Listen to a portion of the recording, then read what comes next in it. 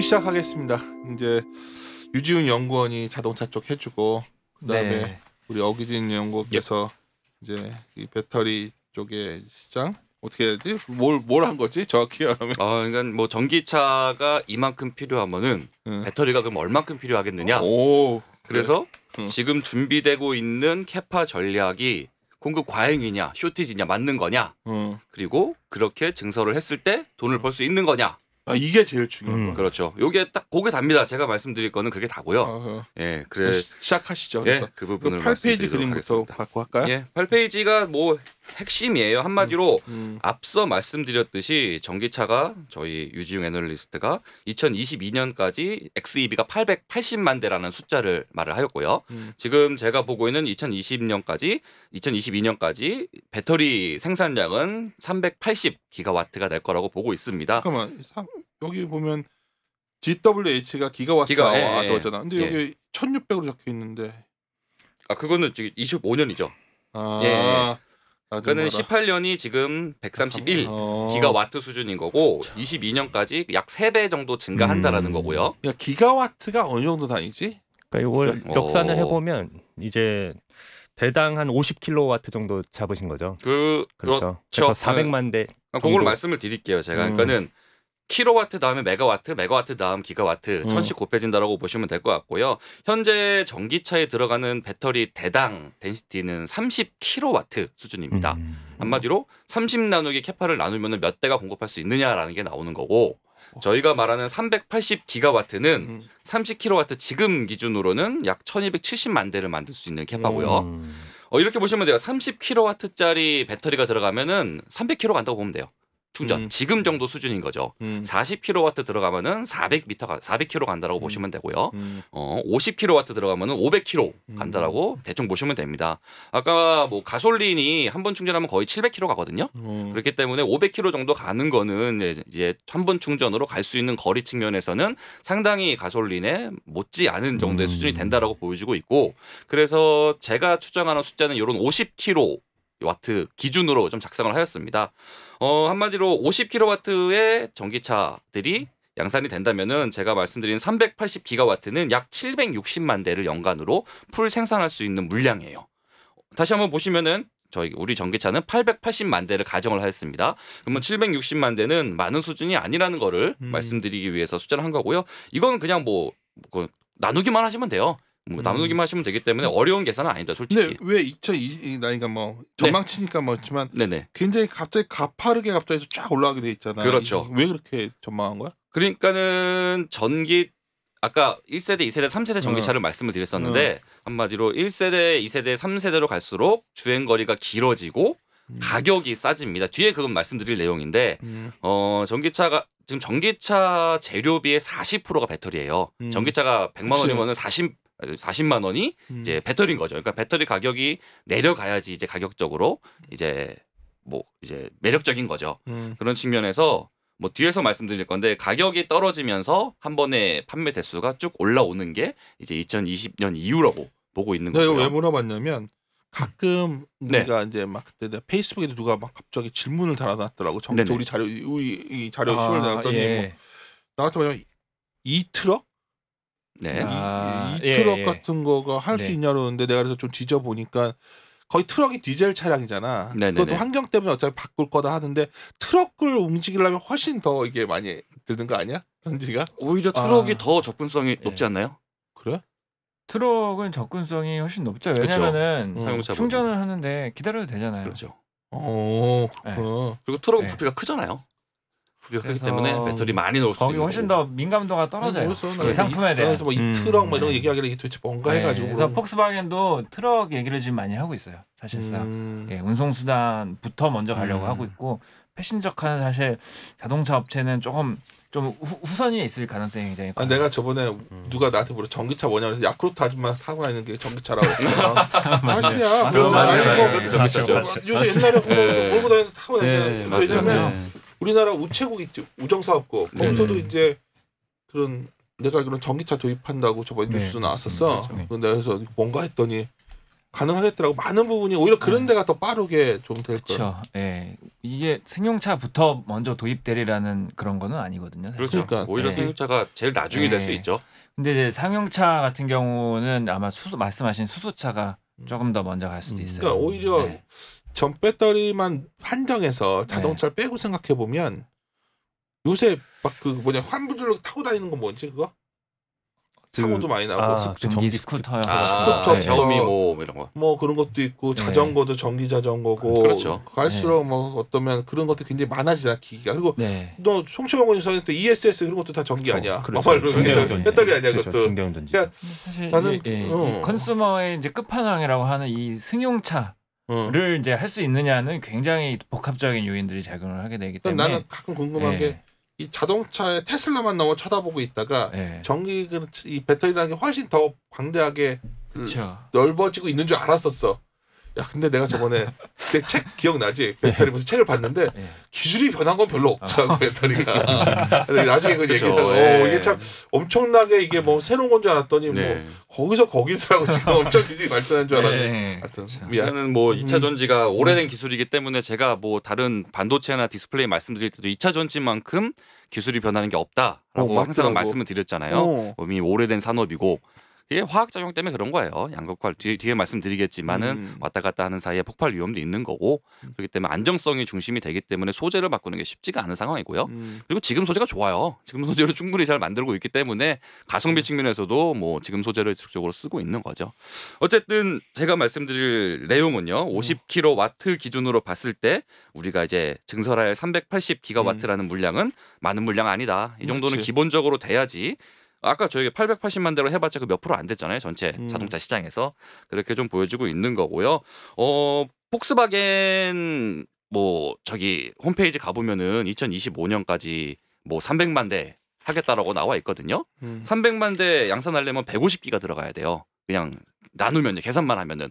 그러면 지금 캐파가 130인데 폭스바겐만 지금 캐파의 2배가 넘는다라는 가정이거든요. 폭스바겐의 그 MEB 그 플랫 그게 뭐야? 그게 MEB. 폭스바겐 2013년, 14년 MQB 플랫폼이 가장 혁신적인 플랫폼으로 각광받았었거든요. 그래서 그 당시에 이제 골프, 뭐 파사트, 뭐 이런 이제 중형 세단급들 또는 이제 컴팩트 SUV까지 한 플랫폼에서 다 만들었었어요. 엔진 규격 다 똑같고 샤시, 뭐 서스펜션 다 똑같이 해서 이게 엄청난 원가 절감을 이룬 이제 거의 이제 혁신적인 모듈러 아키텍처였거든요. 모듈을 이제 좀 단순화시켜서 만든 거라서 그거를 이제 그건 이제 내연기관 때의 이야기이고 MEB가 이제 이걸 해서 하는 거라면 그 이죠. 예. 예. 그래서 디젤 이게 게이트 그렇게 이후에 파괴력이 나온 거죠. 있는 거야? 그러면 이렇게 하면? MQB 때 폭스바겐이 MQB 도입하면서 그 당시 시가총액이 뭐 170조 거의 도요다를 따라잡았었으니까. 한참 얼마 전에 전기차 난리 났을 때 있잖아. 좀 좋았을 때 주가도 괜찮았을 때. 예. 이 얘기를 한참 하더라고. 폭스바겐까지 왔으니까 디맨드 쪽이 확 좋아진다는 논리야. 심플하게 MEB 플랫폼을 수주를 받았습니다라고 하면은 그 물량을 엄청나게 받아왔다는 거예요. 그러니까 그렇게 받아들이더라고. 예. 실체는 아직 그렇게 크진 않잖아. 지금은. 그렇죠. 예. 2025년 양산을 지금 얘기를 하고 있는 거니까. 그래서 나 이렇게 막 말을 해. 그래서 내가 그래?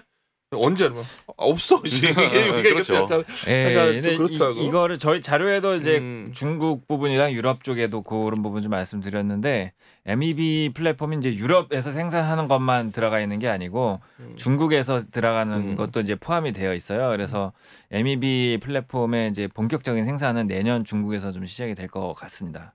그게 되면 영향이 좀 있을 것 같다고. 그렇게 되는데 이게 좀 팔려야죠. 문제는 여기서 이제 또 팔리느냐가 이제 가장 중요한 거라서 이게 넘어야 할 산이 굉장히 많은데 그러니까. 폭스바겐 같은 경우는 디디추싱이랑 이제 좀 파트너십을 아주 강력하게 맺어놨어요 이미.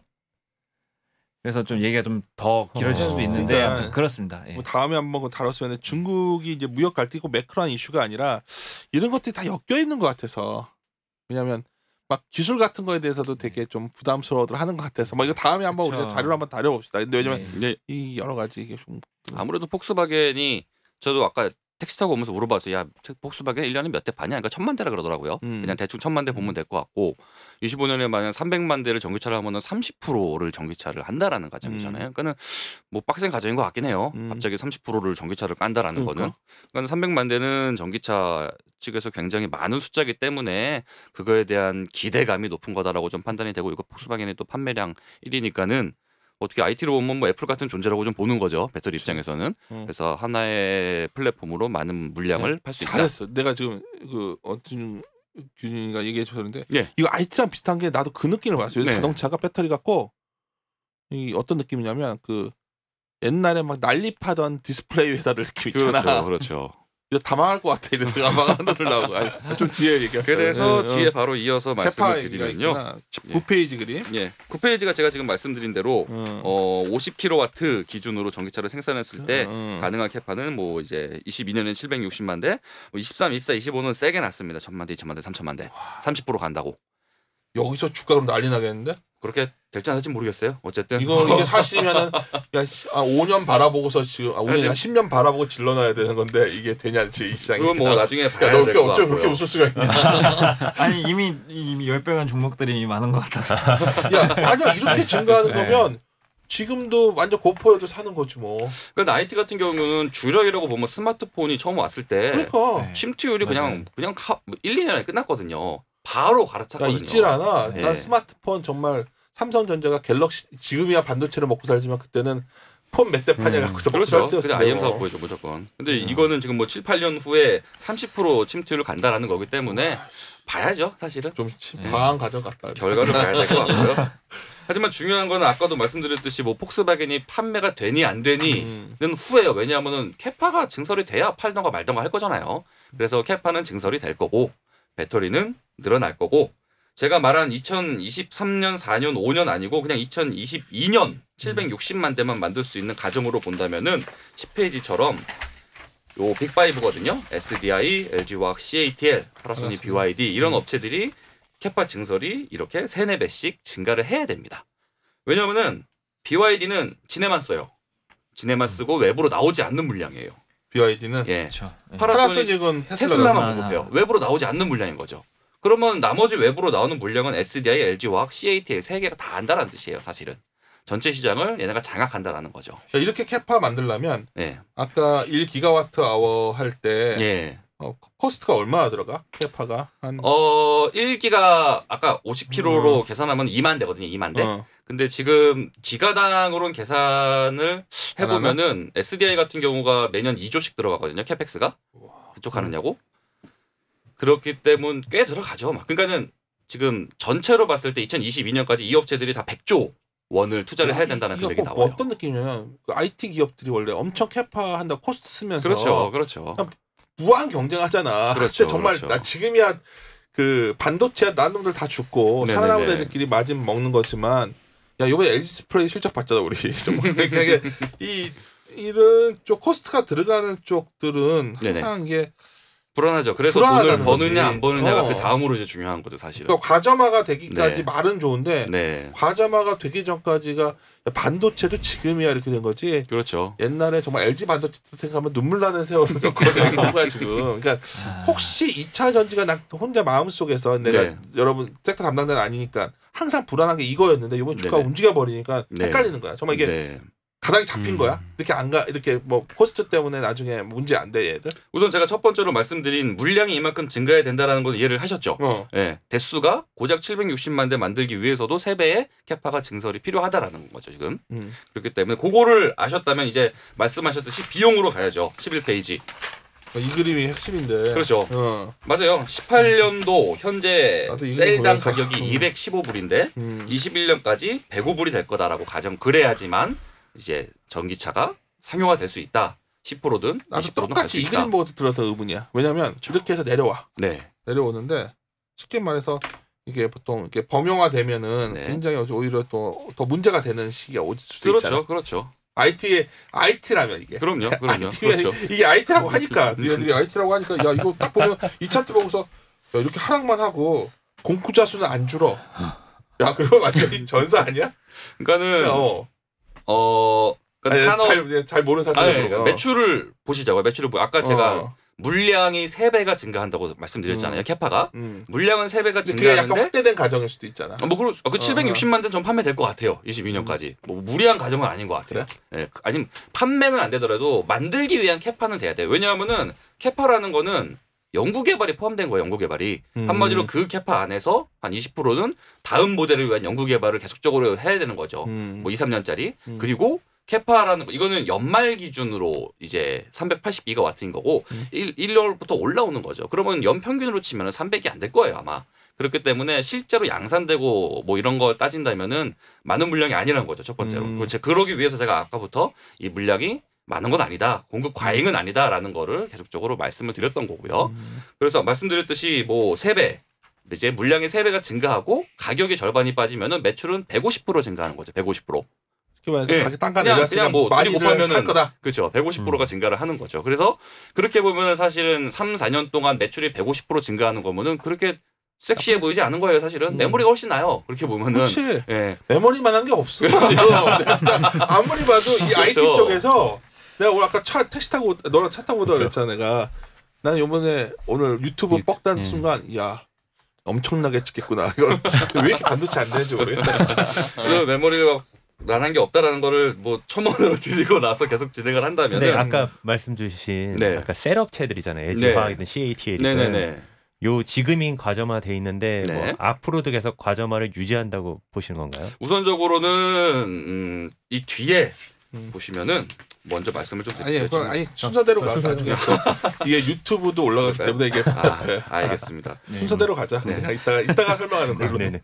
제 말씀은 이제 매출이 150%밖에 3, 4년 동안 그러면은 물량 증가 대비해서 안 늘어나는 거다라는 거고 여기서 이익을 얻기 위해서는 소재단의 변화가 필요하다라는 거죠. 한마디로 제조 비용을 낮춰야 되는 거잖아요. 코스트 다운인 거잖아요. 그래서 코스트 다운을 위한 활동들을 지속적으로 주재호 연구원이 이따 말씀드릴 거고요. 네. 12페이지 삼성전 SDI 중대형 전지 부분 보니까 야, 이 고생하다가 이제 그렇죠. 보시면은 18년 야, 진짜 뭐 당장 이거 진짜 15, 16년의 이런 사례들은 대단한 거야. 당장 내년 내후년을 바라보고 있는 건 아니고요. 그러니까 첨언을 드릴게요. 삼성 SDI가 BMW i 시리즈에 공급을 하면서 어떻게 보면 전기차용 배터리를 시작을 한 건데 1세대 배터리는 60A 대 64A짜리의 배터리가 들어갔고요. 이제 2세대는 92A 그리고 3세대가 120A짜리가 들어갑니다. 한마디로 똑같은 셀이 들어가도 덴시티가 올라간다라는 거죠. 그만큼 제조 비용이 절감된다라는 거고 뭐 반도체로 치면은 뭐 이제 마이그레이션을 통해서 좀 더 많은 한 번에 제조 공정을 써서 많은 덴시티가 나온다라는 거죠. 이게 바로 비용을 절감시키기 위한 활동들을 하고 있는 거고 SDI가 이 3세대 셀이 이제 올해 말부터 들어가기 시작을 해요. 그리고 3세대 셀은 저희가 많이 아는 코발트라든지 이런 원재료비가 판가에 입혀지는 이제 제품입니다. 지금까지는 코발트 가격 올라가니까는 근데 이제 판가는 올릴 수 없고 그러니까는 그러에 따른 적지 않은 SDI 셀업체들이 다 지고 갔었는데 이제는 지금부터 나가는 신제품에 대해서는 그런 것들이 판가에 엎여진다라는 코발트 가격이 떨어지면은 판가가 떨어질 거고 올라가면은 판가가 올라가면서 그런 플럭추에이션이 좀 약해진다라는 거죠. 그런 모습들이 자동차용 전지는 어쨌든 판매가 천천히 증가하기 때문에 그게 본격화되는 게 19년을 거쳐 20년, 21년이 간다면은 3세대 자동차, 3세대 셀과 함께 이런 업체들은 실적이 큰 폭으로 개선이 될 거다라고 좀 생각을 하고 있는 거고요. 여기 자료에서는 13페이지인데 이게 바로 여기 정확하게 안 나. 제가 좀 설명을 드리면은 중국 전기차에는 우리나라 배터리가 하나도 들어가지 않습니다. 예, 보조금을 절대 주지 않죠. 이제 이게 좀 변할 수 있는 거라며. 이 보조금 정책이 20년에 끝난다고 아까 말씀을 드렸잖아요. 그러니까. 끝나면은 이제 기술로 붙는 거죠. 예, 기술이 좋은 놈이 붙는 거죠. CATL이 기술이 좋은 거래요. CATL도 잘하죠. 예, CATL이 뭐 SDI보다 잘해, LG화학보다 잘해라는 게 아니고 동급에서 보자라는 거죠. 동급에서 보는 거고. 그리고 아까 두 번째로 유지영 연구원님 말씀을 드린 것처럼 주행거리에 따라서 보조금을 내년 내후년도 변화가 있잖아요. 주행거리가 긴 자동차에 대해서 보조금을 더 주게 됩니다. 내년과 내후년은. 주행거리가 길다는 거는 양극활 물질을 3원계를 쓴다라는 거거든요. 그치. 지금 BYD는 LFP라고 하는 2원계 양극활 물질을 쓰고 있어요. 불리한 거죠. 앞으로는 불리하게 되는 거고 3원계를 쓰고 있는 게 CATL, SDI, LG화학 이 업체들인 거죠. 그렇기 때문에 이 업체들이 중국 보조금 정책에서도 유리할 거고 근데 CATL은 이미 많이 들어가고 있는 상태인 거고 우리나라 업체는 전혀 들어가고 있지 않은 상태인 거죠. 그러니까 20년 이후에 이렇게 큰 중국 시장이 열린다라면은 그중에 10%만 우리나라 업체가 공급해도 5기가 6기가 투자해야 돼요. 한마디로. 지금 데이터들은 그런 게 들어가지 않은 데이터라는 거죠. 예. 그렇기 때문에 앞으로 중국 시장 열리는 거는 우리나라 입장에서는 굉장히 유리한 구조다라고 말씀을 드리는 거고, 여기 차트 보시면 아시겠지만은 중국 내에서 배터리 점유율인데 CATL 42%, BYD 21.6%, 나머지 뭐라고 읽는지도 모르겠어요. 얘네들 5%, 4%, 3%, 기타 등등. 경쟁 독진에 국내 것만 쓰게 하니까 살아있는 거죠. 이런 상태라고 보시면 되실 것 같습니다. 배터리 쪽에서는. 제가 한 가지만 좀 첨언을 드리고 싶은 게, 그러면 2021년도부터 보조금이 사라지기 때문에 언뜻 보면은 그때부터는 LG화학 SDI가 매출을 그때 중국 OEM들에게 발생시킬 수 있는 것처럼 들릴 수도 있는데 그건 아니죠. 시간이 더 걸리죠. 네, 그게 아니에요. 야, 그럼 언제까지 이겨야 돼? 왜 자동차는 프로젝트가 너무 길어요. 네, 2, 3년 동안 계속적으로 연구개발비를 투자해야지 양산이 되기 때문에. 근데 2022년부터는 다 될 거야라고 생각하고 19년에 발주를 주거나 그러진 않아요. 그래서 우리 벌써부터 질른 건데 아니야? 네, 거기 LG화학이나 SDI에서 그렇게 생각을 이미 안 하고 있을 거예요. 그래? 그래서 SDI든 LG화학이든 중국에 대해서는 배제를 하고 생각을 하고 있는 거고요. 네. 그렇기 때문에 배제하면 여기서부터는 아주 섹시해 보이진 않는다고. 중국을 배제하더라도 아까 폭스바겐 300만 대라고 말씀드렸잖아요. 지금 캐파의 2배인 규모거든요. 알았어. 예를 들면 그러니까 물량이 증가하는 거에 대해서 의심을 가지면 한도 끝도 없을 것 같고요. 반대로 생각하면 이제 2020년부터는 이제 유럽 시장이 열리니까 네. 그거에 대한 준비와 수주 물량은 만약 되고 있다면 지금부터 되고 있을 거네요. 그러니까는 매년 캐파가 이렇게 증가가 하고 있는 거죠. 그러니까 내가 아까 했지만 그 캐파에 대한 코스트를 물어본 게 굉장히 코스트가 많이 들어갈 것 같거든. 그렇죠. 비용 많이 들어가죠. 실적은 안 좋을 것 같다는 생각이 드니까. 그렇죠. 아무래도 뭐 캐파 증가하는 것만큼 다 찍힌다라고 하면은 뭐 실적은 난리 나겠죠. 근데 지금 SDI 보시면은 소형 전지가 마진율이 10%가 나거든요. 10%? 근데 저는 뭐 중대형 전지 25년에 5% 봤어요. 5%. 내가 왜냐면 옛날에 LG 디스플레이가 이거 캐파 증설할 때 실적 시즌만 오면은 정말 했었거든. 그 연상이 자꾸 나는 거야 이게 지금. 이게 항상 어떤 시장을 범용화된 시장으로 갈 때 꼭 이런 문제가 조출됐던 IT라면. 네네. 그렇죠. 맞아요. 그렇기 때문에 저도 SDI 포함해서 배터리 자료를 쓸 때 매번 제목을 돈을 벌자예요. 돈을 벌자. 산업 커지는 건 다 알죠. 당연히 산업은 커질 수밖에 없는 거고, 배터리 가격 절반씩 떨어진다라면은 거기서 돈을 벌기 위한 활동들이 계속적으로 발생을 하는 거고요. 한마디로 뒤에 말씀드리겠지만 양극할 물질 뭐 NCM, NCA, 8111, 532, 622 이게 뭐 NCM, 니켈, 코발트, 망간. 코발트가 비싸요. 그러니까는 532 쓰던 거를 622를 쓰는 거고 비중이거든요. 622 쓰다가 811 쓰는 거예요. 코발트를 1로 낮추는 거죠. 그런 활동들을 계속적으로 하고 있는 거죠. 어쨌든 소재에서 비용을 낮추고 코스트 낮춰가지고 거기서 어떻게 해보려는 거. 그리고 뭐 응급지에서도 실리콘을 넣느니 뭐느니. 결국은 그래서 주제우 역할이 중요한 거죠 지금. 너 표정이 그래가지고 그럼 그런 표정을 지금 어떻게 나오면서 부담이 확 오는 표정을. 소재가 중요합니다. 그래서 소재 중요한 소재를 듣도록 하겠습니다. 셀에서 하나만 더 궁금한 게 그러면 이제 중국은 이제 아직 매출을 못 하고 있고 아쉽게도 한국은 이제 좀 아직은 뭐 진행이 잘 안 되고 있으니까 한국이라고 하면 한국에 이제 한국 시장은 없어 원래. 그렇다면 뭐 지금 어딘가 매출이 나니까 적자도 나는 거 아닙니까? 그러면 지금은 유럽, 미국, 유럽이요. SDI 매출의 한 30-40%가 BMW고요. 나머지 30-40%가 폭스바겐이고요. 그다음 크라이슬러 순서입니다. 그러니까 PHEV를 좀 하잖아요. 그것들도 모으면은 꽤 돼요. 배터리가 이제 그 EV가 한 30에서 50kW짜리 들어가고 그냥 HEV는 한 2kW짜리 그렇죠. 하나가 들어가더라고. PHEV는 뭐 한 7, 8 그렇죠. 그건 전기차 아니더라고. 굉장히 그걸로는 50kW밖에 못 가요. 보조 배터리 정도 돼요. 보조 배터리. 내가 봤을 때 거기 EV 붙여놓은 거 지금 전기차도 아닌데. 보조 배터리. 플러그인 그것도 소음이 잘 안 난다고 들었는데. 그것도 일단 엔진이 작은 게 들어가요. 그러니까 소음 한번 타면 누가 그러더라고. 누가 우리나라에 전기차 있잖아. 그 현대에서 나온 거. 코나 아이오닉. 예. 그것도 타보면 다른 차 못 탄대. 소리가 슝하고 슝. 그건 이제 EV 모드일 때인 것 같은데요. 그래. 옛날에 일본 놀러 갔을 때 프리우스 택시 타봤는데 그것도 소리 잘 안 나던데. 그렇죠. 그래서 안 나죠.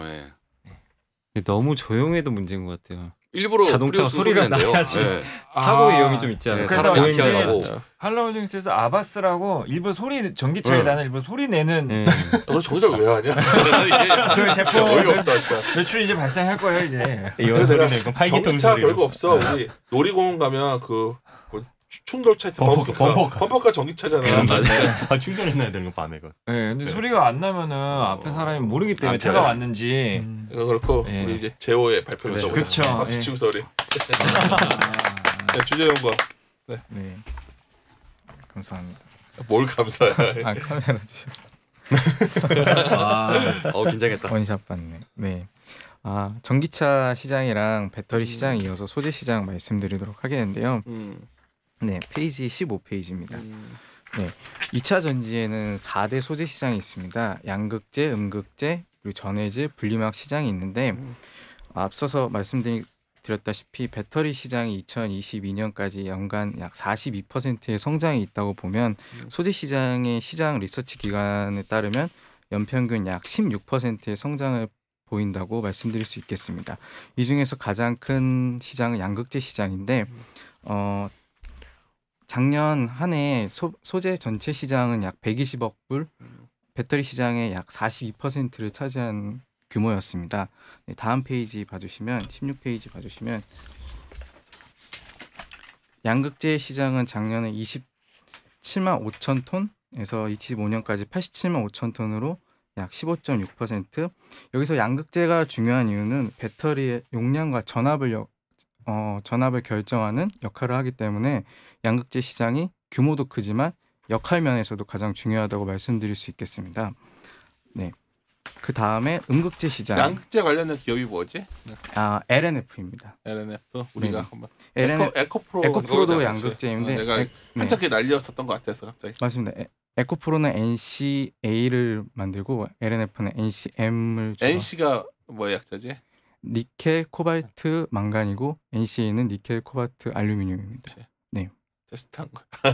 이게 농담이고 양극재라는 게 니켈 베이스잖아. 이게 어떻게 보면. 그치. 네, 니켈 코발트 베이스인데 코발트가 중요한 이유는 배터리의 밀도를 높여주기 때문에 중요하고 가격적인 측면에서 굉장히 중요합니다. 코발트가 많이 함유돼있을수록 밀도가 올라가고 밀도가 높아질수록 출력이 높아집니다. 네, 다 아실 거라고 생각하고 넘어가겠습니다. 다음 17페이지 음극재 시장 전망한 그래프고요. 음극재 시장이 요즘 한국 시장에서 좀 뜨는 이유는 포스코 캠텍 주가가 최근에 우리가 커버하는 종목인데. 네네. 이건 저 말고 정한우 연구원님이 커버하기 때문에 네, 음극재 시장도 양극재 시장보다는 아니지만 네, 규모 면에서는 아니지만 성장하는 시장이다. 네, 그 다음 페이지 봐주시면 될 것 같아요. 저 커버하는 건 일진 머티리얼이 그거 소인가? 네, 맞습니다. 일진 머티리얼즈입니다. 어때 일진 머티리얼 회사가? 일진 머티리얼즈 먼저 말씀드리면 네, 페이지 그거는 아니 나중에 여기 있어? 그러면 나중에 책 PPT는 없고 우리 자료에서 아니요, 자료에 18페이지 말씀하시면 나중에 한꺼번에 하자. 네, 여기 나오니까 18페이지 나오니까 18페이지 네. 그러면 18페이지 PPT 자료 댓글에서 엄청나게 또 용 달리겠다. 괴롭히자. 근데 방송도 중요하지만 이럴 때 제호를 단련시켜야 되기 때문에 그래. 강하게. 음극재 양극재는 차이는 뭐야?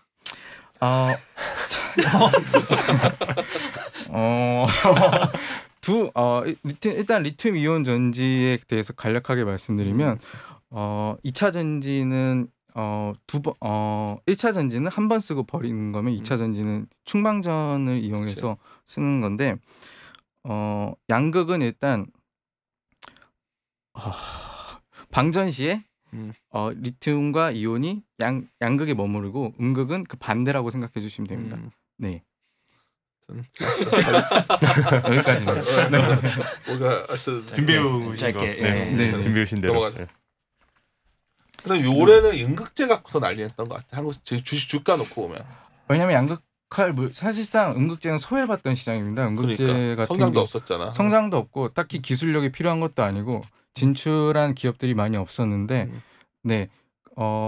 양극재는 기술력도 필요하고 진출한 기업도 많았어 가지고 굉장히 투자도 많이 했었는데 이제 포스코 캠텍이 투자도 많이 하고 들어가면서 네, 요즘 최근에 각광을 여러 많이 가지 받던 것 포스코에 되게 유리한 상황이었거든. 하기가 좋은 상황이었으니까. 네 맞습니다. BYD에도 납품을 많이 하고 이 음극재 같은 경우는 포스코 캠텍 말고도 많지. 뭐 일본 업체들이 좀 앞서가는 건가요? 아니면 포스코 캠텍이 그래도 좀 선두 업체인 건가요? 이게? 포스코 캠텍 같은 경우도 지금 선두권 업체에 많이 들어가 있었고 최근 원래는 일본 업체들이 2014년까지 선두권 업체로 들어가 있었거든요. 미쯔비시나 뭐 니폰 카본 등 일본 기업들이 굉장히 선두권에 있었는데 BTR 에너지나 뭐 닝보산산 등 중국 기업들이 최근에는 각광을 받고 있습니다. 그 이유가 앞서 말씀드렸듯이 유중 연구님 말씀드렸듯이 중국 기업들 침투율이 굉장히 높아지지 않았습니까? 그러면서 소재 기업들 역시 따라서 음극재나 양극재나 4대 소재 시장에서 중국 기업들이 침투율이 높아지면서 일본 기업들보단 중국 기업들의 저희는 시장이 커지니까 훨씬 일하기가 좋은 거지 걔네들이. 그렇죠. 네 맞습니다. 잘하고 있었어요. 이렇게 막 도전적으로 하는 거야. 쟤네 보면서. 네. 네. 그리고 18페이지 말씀드려도 될까요? 네. 될까요? 그럼 됩니다. 네. LNF도 좀 얘기해 봅시다. 네.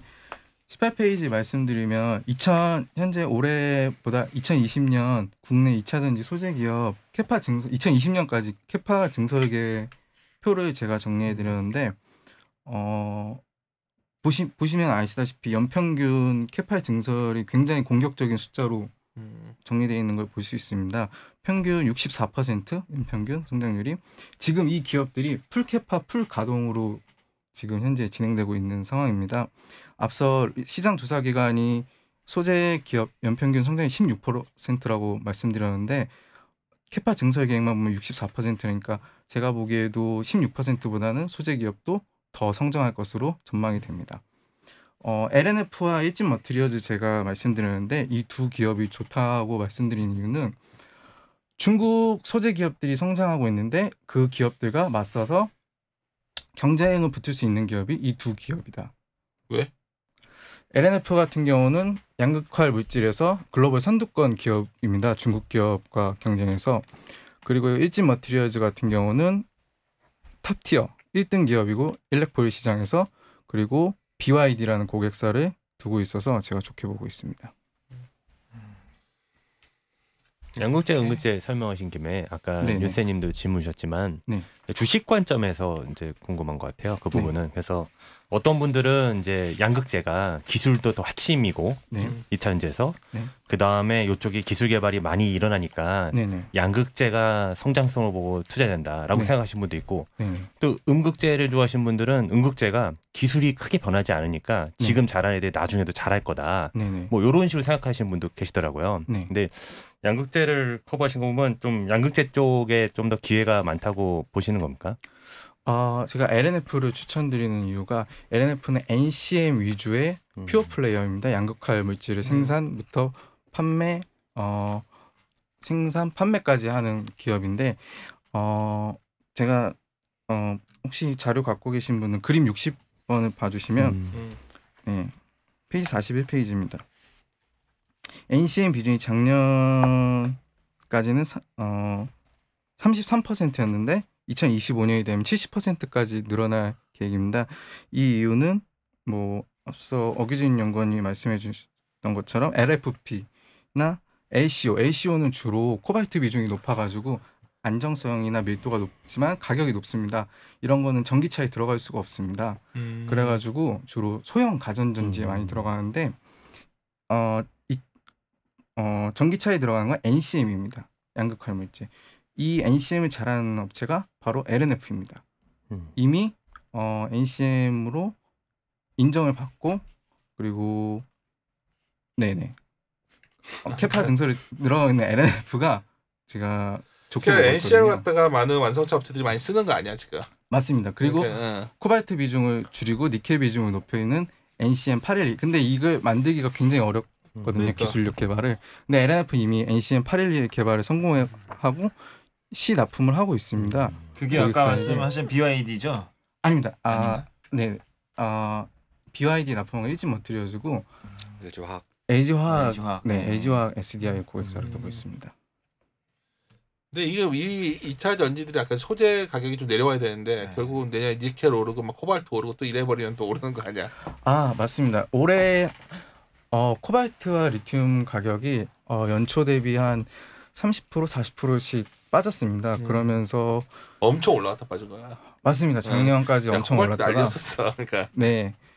그러면서 판가 조정이 4분기부터 있을 예정인데 근데 코발트 가격은 내년도 전망에서 있어서 좀 안정적일 것 같아요. 내년도까지는. 왜냐하면 중국 기업들이 코발트를 많이 사고 이러면서 코발트 가격이 작년까지 많이 올라갔었는데 중국 기업들이 그림자 금융 대출을 좀 규제하면서 앞으로 많이 사지 못하고 1단계 그리고 2단계는 여태까지 재고를 많이 쌓아뒀었는데 그 재고를 소진할 때까지는 코발트를 많이 못 살 것이다. 이렇게 전망하고 있기 때문에 코발트는 내년도까지는 이미 안정적으로 갈 것이다.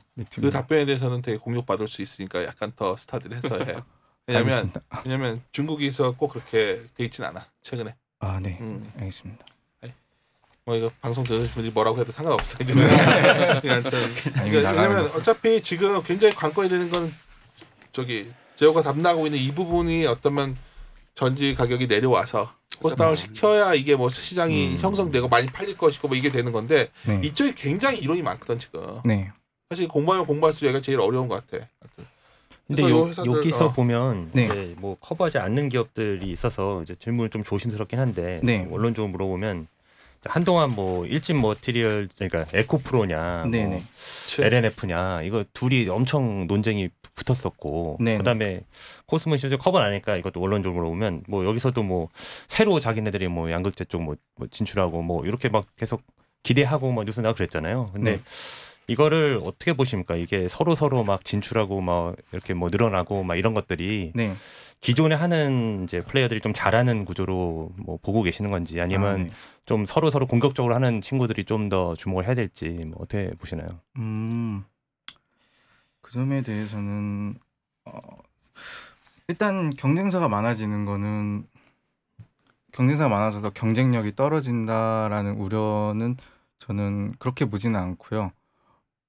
그리고 아무래도 기존에 기술력이 필요한 산업이다 보니까 뭐 기존에 잘하던 기업이 앞으로 더 잘할 것이라고 보고 기존에 또 고객사와의 관계 그런 것도 중요하고 또 일단 이 시장 자체가 공급이 수요를 못 따라가는 시장이다 보니까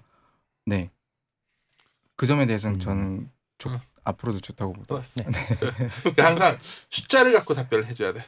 아 숫자. 네네. 그렇지? 아직은 스타디를 더 해야 되니까. 뭐 우리가 이제 뭐 방송 들으신 분한테 말씀드리고 싶은 거는 우리 주재형은 열심히 공부해가지고 하고 있는데 우리가 이제 2차 전지를 다음에 아마 방송 출할 때 더 많은 데이터 갖고 있어요. 또 하나 궁금한 거. 전해질 갖고 얘기를 많이 했잖아요 최근에.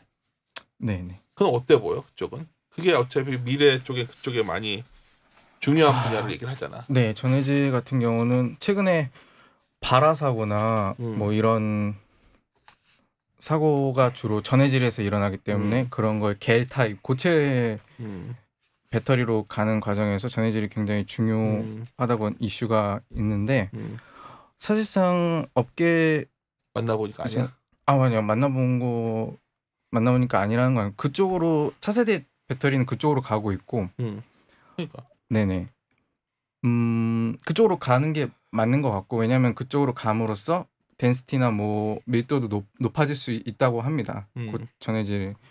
그런데 기술 개발이 그렇게까지는 아직 이어지지 않아가지고 한 2022년 이후에나 이제 제품 개발이 일어나는 단계여가지고 어떤 사람들은 만약 이게 전해질 있는 쪽으로 가게 되면 굉장히 많이 판도가 바뀌어 있을 거라고 얘기도 하더라고. 좀 첨언을 드리면은 전해질은 중국이 이미 절반 이상 많이 하고 있어요.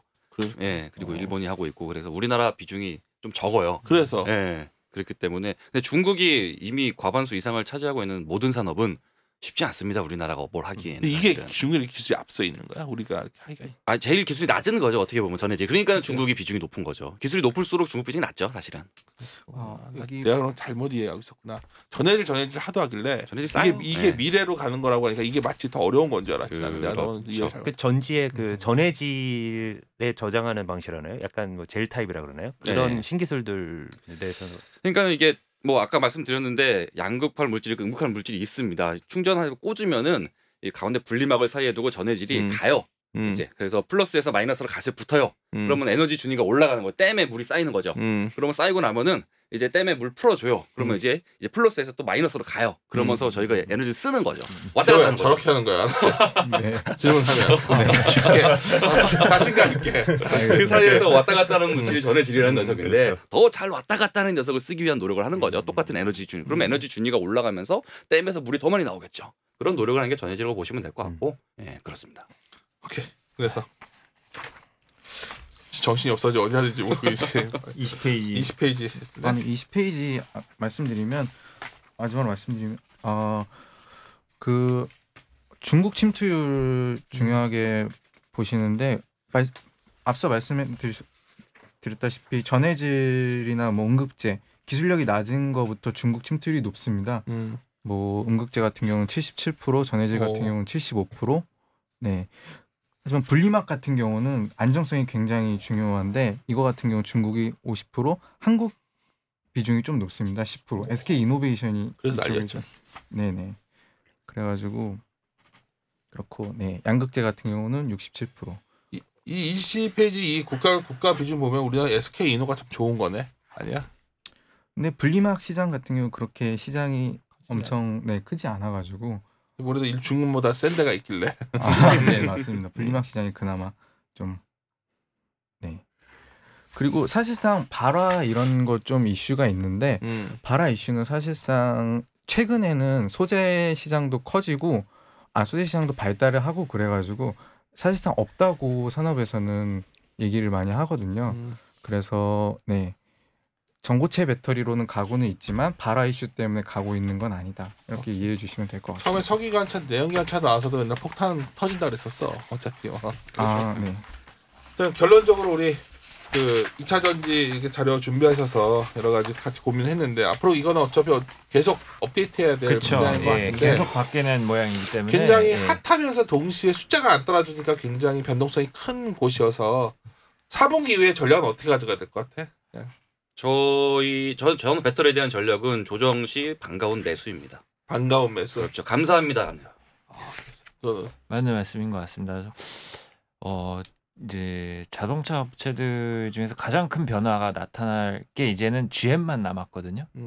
그래서 이게 3대 메이커가 있어요. 그래서 폭스바겐은 사실 이제 본부장님도 MEB 이제 알고 계시겠지만 도요타 그래서 폭스바겐은 사실 시장에 많이 노출이 됐고요. 도요타는 EV가 어차피 늦어서 그쪽은 배터리 셀 디맨드가 그렇게 크지 않습니다. 남은 게 이제 GM이에요. GM이 앞으로 어떻게 하는지가 좀 방향키가 될 것 같고요. 그게 제가 제 판단으로는 올해 4분기 아니면 내년 1분기에는 GM의 대량 양산 그 전기차가 곧 공개가 됩니다. 그러면 그때 한번 또 모멘텀을 좀. 제 생각에는 그게 이제 제가 보는 탑라인에서는 큰 중국은 너무 뒷얘기고. 네. 그리고 테슬라 시작 잘 나오면 또. 테슬라는 맨날 불안불안 망하지는 잘. 우리 제오. 네. 나에게 아이디어를 준다면. 저 역시도 소재 업체들 같은 경우도 최근에 조금 조정을 받은 이유가 원자재 가격이 빠지면서 재고평가 손실 비용이 좀 많이 쌓일 거다.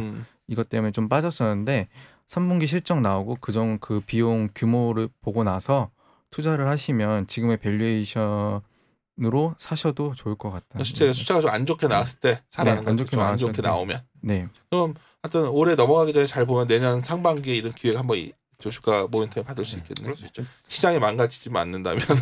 그러니까 단기 실적에는 뭐 연연 안 해도 된다는 거죠. 그러니까 숫자나 뭐 그러니까 사실 그 어떤 분이 그런 얘기도 해주시죠. 반도체는 너무 숫자가 잘 나오는데 가격은 싼데 왜 이렇게 안 가고 전기차는 딱 봐도 너무 비싸고 숫자도 안 나오는데 왜냐면 주가는 계속 날라. 산업이 초고성장 산업이고. 그럼. 네. 그러니까 그 모멘텀에 더 보는 게 주식은 내가 미래를 매매하는 건데 근데 고퍼에 사서 저퍼에 팔라고 하는 얘기가 그래서 나오는 건데 그래도 이제 IT라는 거는 또 굉장히 경제 전체의 구조가 바뀌는 거여서 우리 하우스 입장은 이쪽에 대해서 그로스에 대해서 너무 좀 단기로 보지 말자 입장인데 분명히 이쪽에 IT 쪽에 테크 쪽이 커지고 있는 것 같아요. 테크가 한마디로 테크가 커지고 있는데 거기에서 가장 큰 축적이 하나가 전지 이런 걸 수밖에 없지 않나. 그래서 IT는 성장 산업이잖아요. 성장을 해야지 먹고 사는 산업인데. 근데 이게 조정 받았을 때 이제 감사히 사는 건데 설명을 듣다 보니까 이게 헷갈리는 게 이제 세 분 다 계시니까 이제 이제 완성차 업체랑 그다음에 셀 업체랑 소재 업체가 다 있지 않습니까? 그러면 이제 그중에 뭐 사야 되냐고요? 그렇죠. 근데 조정 봤을 때 예를 들어 오늘의 설명 듣고 오면 또 마음속으로는 파워 게임의 승자는 좀 더 완성차 쪽에 있는 것 같다는 생각도 들고 다만 큐 성장을 보면 소재가 제일 큰 것 같고 어떻게 보시나요? 같이 들었는데 완전 다르게 반응하는 거야. 나는 규제 쪽이 제일 좋아 보이고 난 SDI 이런 게 제일 나아 보여. 제일 심플해. 숫자가 딱 보이니까. 소재는 굉장히 선별해야 되는 것 같아 종목들은. 맞습니다. 어려워서 난 쉽게 가는 게 나을 것 같아요. 그래서 자동차는 이 문제가 아닌 것 같아요. 이 전기차와 큰 문제가 없이 그냥 일단 차를 잘 팔아야 돼. 그 정도가 낫지 않을까? 주가 측면에서도 내 생각은 그래서 더 심플해지는 것 같아요. 예. 그러면 우리 이쯤에서 마무리 짓고 우리 또 빨리 업데이트 좀 바로 더 해줘. 공부 좀 해서. 네, 열심히 하겠습니다. 다들 고생하셨고요. 마무리 짓도록 하겠습니다. 이리온